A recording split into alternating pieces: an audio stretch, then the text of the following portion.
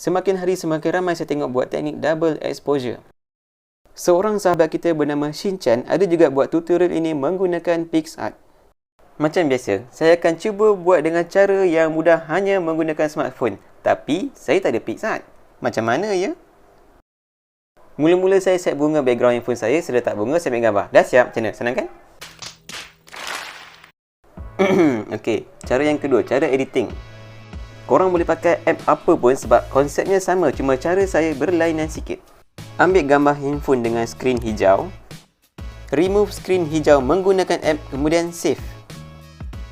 Seterusnya, remove background objek yang korang nak edit.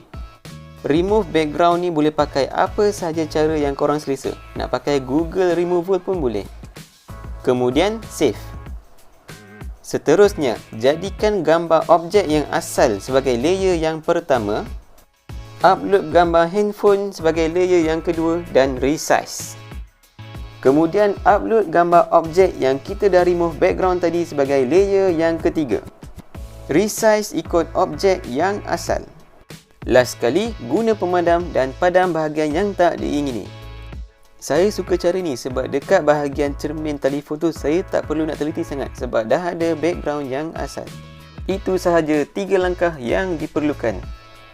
Cara saya mungkin bukan cara yang terbaik sebab ada lagi app-app di luar sana yang saya belum explore seperti PixArt dan sebagainya. Apa-apa pun, jangan berhenti belajar, jangan berhenti berkreativiti sehingga kita jumpa dalam video saya yang seterusnya. Terima kasih kerana menonton.